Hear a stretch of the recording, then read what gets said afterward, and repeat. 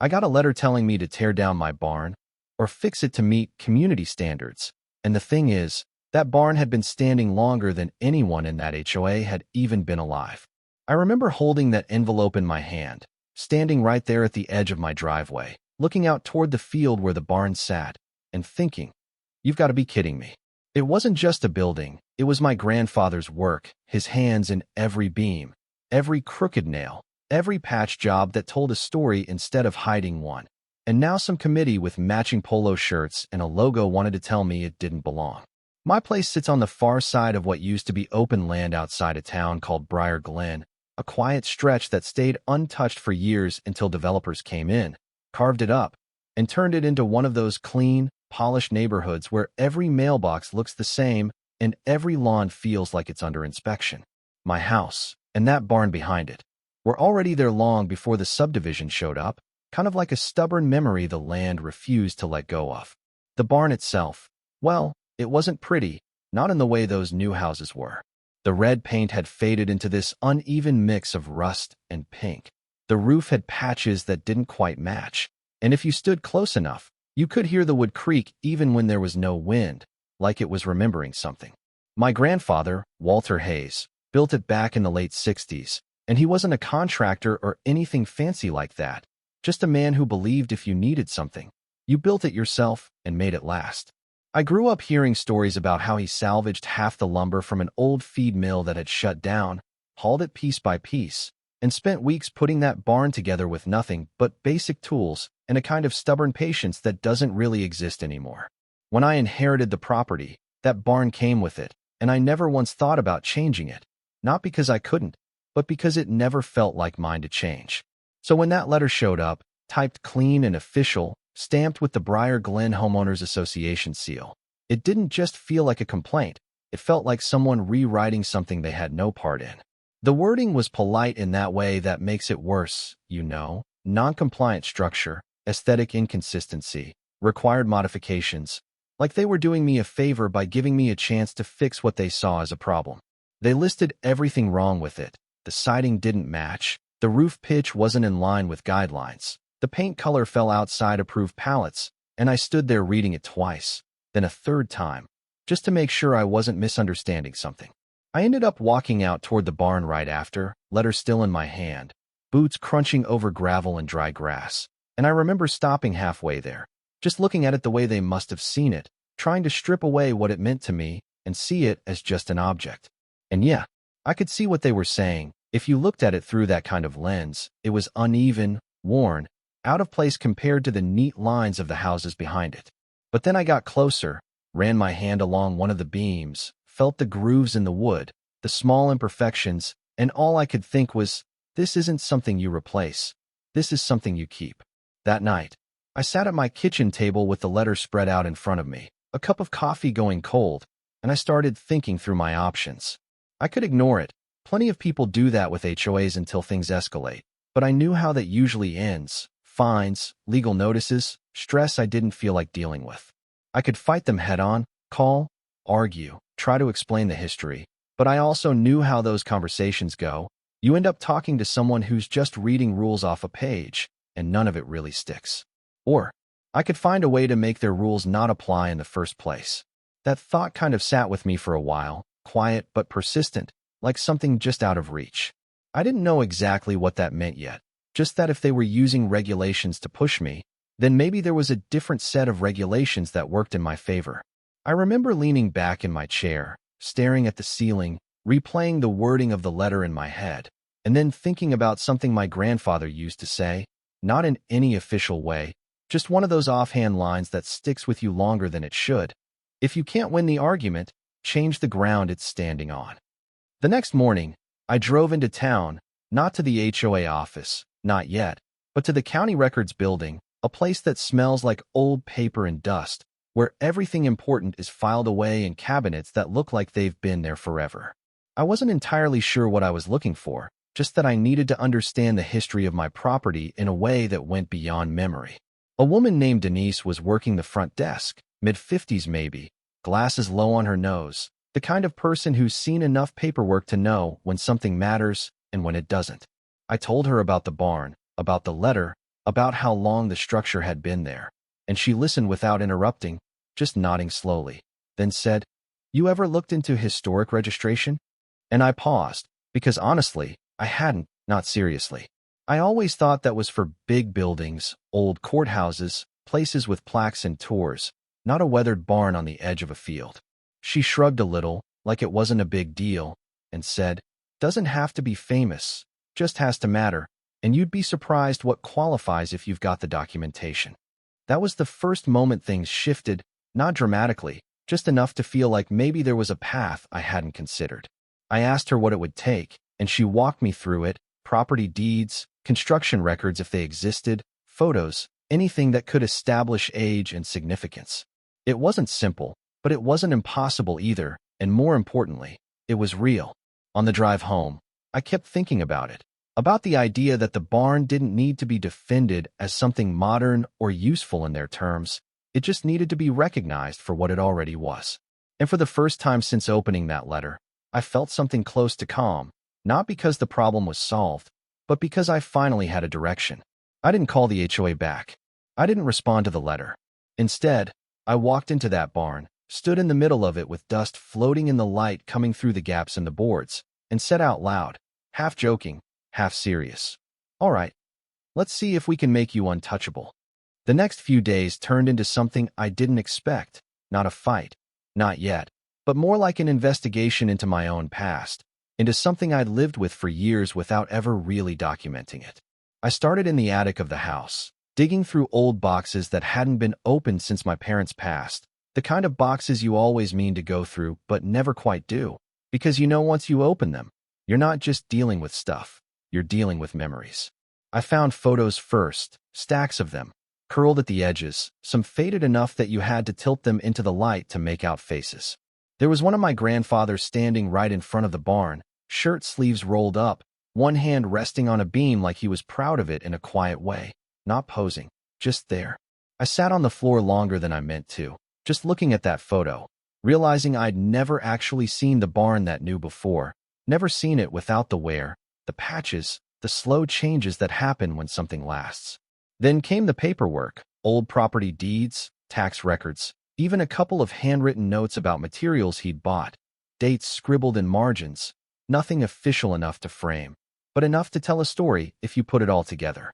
I started organizing everything on the dining table, spreading it out like I was building a case, because in a way, I was.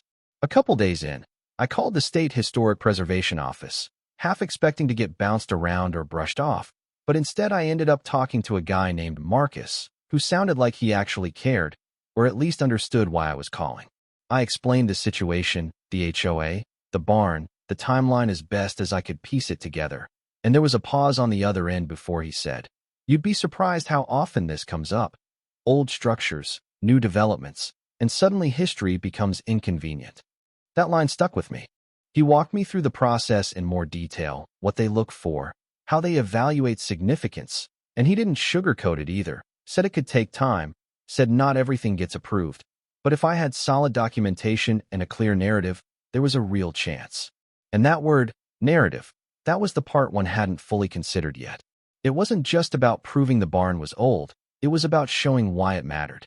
So I went back out there, camera in hand this time, and I started seeing the barn differently, not just as something familiar, but as something I had to explain to someone who'd never stood inside it.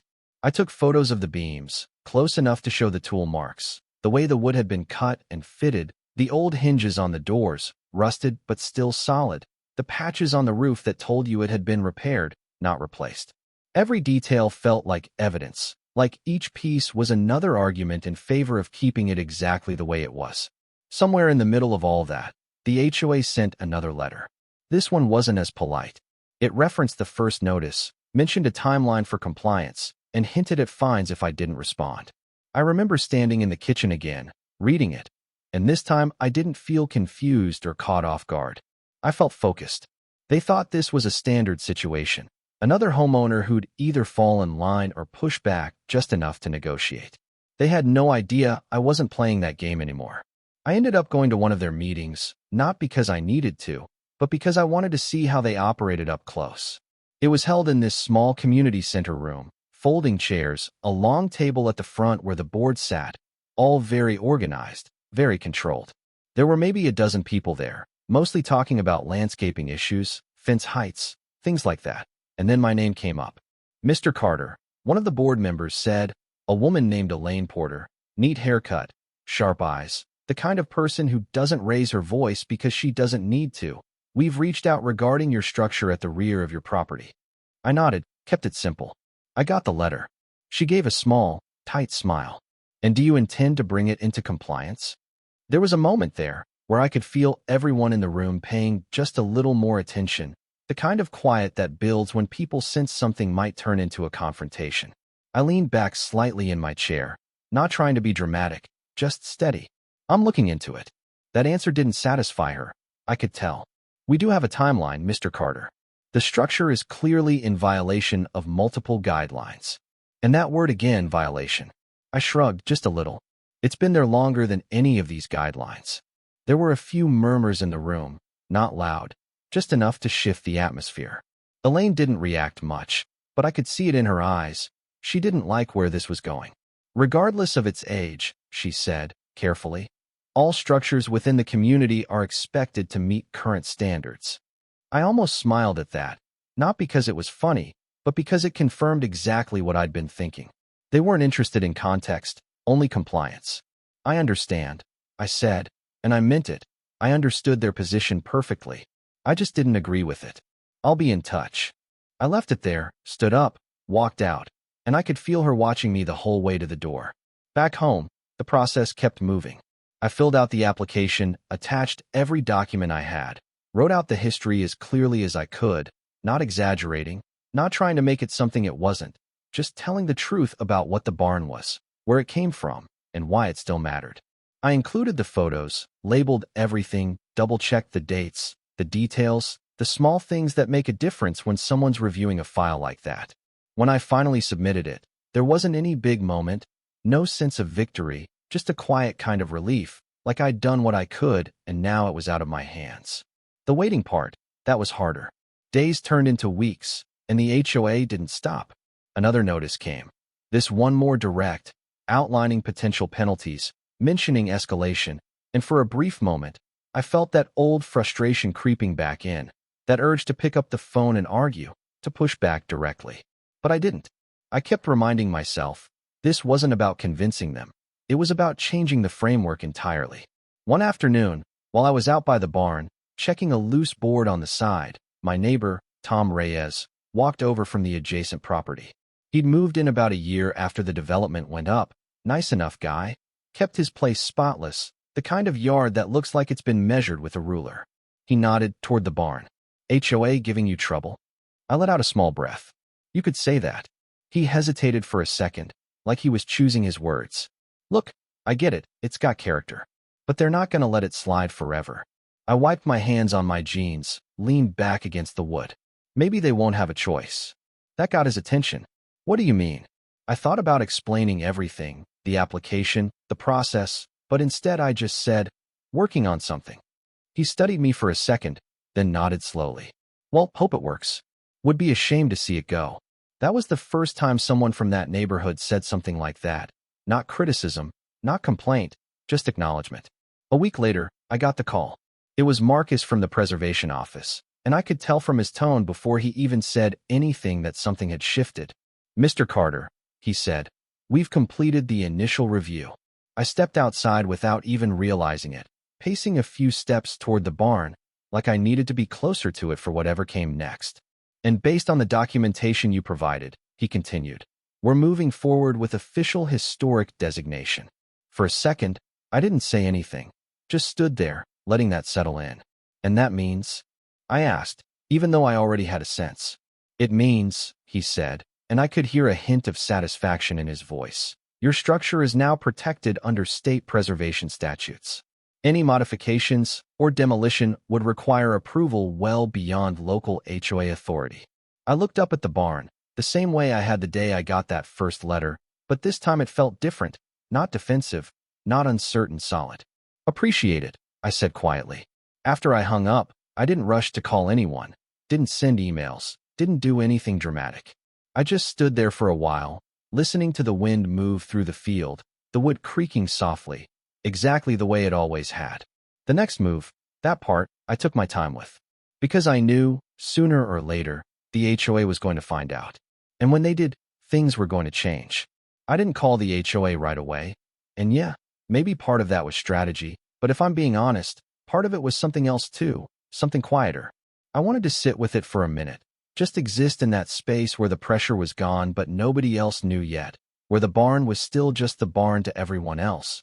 But to me, it had just crossed some invisible line that made it untouchable. A couple days later, the next letter showed up. Same envelope, same logo, same tone that tried to sound neutral, but carried just enough weight to remind you they thought they were in charge. This one was more direct than the last, referencing deadlines, mentioning enforcement steps, and for the first time, actually listing potential fines in numbers that were meant to get my attention. I stood there at the mailbox, flipping through the pages, and I remember thinking, this is it. This is the moment where the story splits depending on what I do next. So I called them. They scheduled me to come in, said the board would be available that Thursday afternoon. Same room as before, same setup, same long table at the front. When I walked in, it felt almost identical to the last meeting, but the difference was all internal. Last time, I'd walked in with a problem I was trying to solve. This time, I walked in with the solution already in my pocket. Elaine Porter was there again, same posture, same controlled expression, and when she saw me, there was a flicker of recognition, like she'd been expecting this. "Mr. Carter," she said, gesturing toward a chair, "thank you for coming in. We wanted to follow up on your non-compliant structure." I sat down, set a folder on the table in front of me, nothing fancy, just a plain manila folder, and nodded. Yeah, figured it was time. She folded her hands. As outlined in our previous notices, we're now at the point where corrective action is required. We're prepared to move forward if necessary. There it was again, that assumption that the next move belonged to them. I opened the folder slowly, not trying to drag it out, just deliberate. Pulled out a single document, slid it across the table toward her. "I get that," I said, calm, steady. "But before you do, you might want to read that." She glanced down, picked it up, and I watched her eyes move across the page. At first, nothing changed, just that same professional focus, and then, about halfway through, there was a shift. Subtle, but unmistakable. Her jaw tightened just a fraction, her posture adjusted, like something in the room had just tilted. One of the other board members leaned over slightly. "What is it?" Elaine didn't answer right away. She finished reading, set the paper down carefully, then looked back at me, and for the first time since I'd met her, she didn't look completely in control. "This is a historic designation," she said. I nodded. "State level." There was a brief silence, the kind that doesn't happen often in rooms like that, where people are used to having answers ready. "That would mean," another board member started, flipping the document toward himself. "It means," I said, not interrupting, just filling the space. "Any structural changes, demolition, or aesthetic modifications fall under state preservation law, not HOA guidelines." Elaine leaned back slightly, eyes still on the paper. "We weren't made aware of this." "I didn't think I needed to announce it," I said. And yeah, there was a little edge to that. Not aggressive, just honest. "It's public record." Another pause. I could see it happening in real time. The recalculation, the shift from enforcement to limitation. Everything they built their argument on just didn't apply anymore. Elaine finally set the document down, straightened it almost instinctively, like she needed to restore some order to something. "Well," she said, choosing her words carefully now, "while we recognize the designation, we would still encourage property owners to maintain visual harmony within the community." And there it was, not a demand, not a requirement, a suggestion. I gave a small nod. "I'll keep that in mind." We both knew what that meant. The meeting ended shortly after that. No raised voices, no dramatic exits, just a quiet kind of conclusion where nothing else needed to be said. I walked out the same way I had before, but this time, I didn't feel watched. I felt finished. Word got around faster than I expected. At first, it was just small things, people slowing down when they drove past, taking a second look at the barn, like they were seeing it differently now that it had a label attached to it. Then came the questions, casual at first. "Hey, is it true that thing's historic?" I'd just nod. "Yeah, turns out it is." Tom stopped by again one evening, hands in his pockets, looking out at it with a kind of half-smile. Guess you weren't kidding. I shrugged. Told you I was working on something. He let out a short laugh. HOA must love that. I didn't answer that, just looked out at the barn, the way the late afternoon light hit the wood, bringing out all the variations in color that used to be called inconsistent. Over time, the tone around it shifted. What used to be called an eyesore started getting described differently. Character. History. Kind of cool, actually. Kids from the neighborhood would wander closer, not messing with anything, just curious, like it was something out of place in a way that made it interesting instead of wrong. A couple of photographers showed up one weekend, asked if they could take some pictures, said they liked the texture, the way it stood out against everything else. And the HOA, they moved on. No more letters, no more notices, just silence.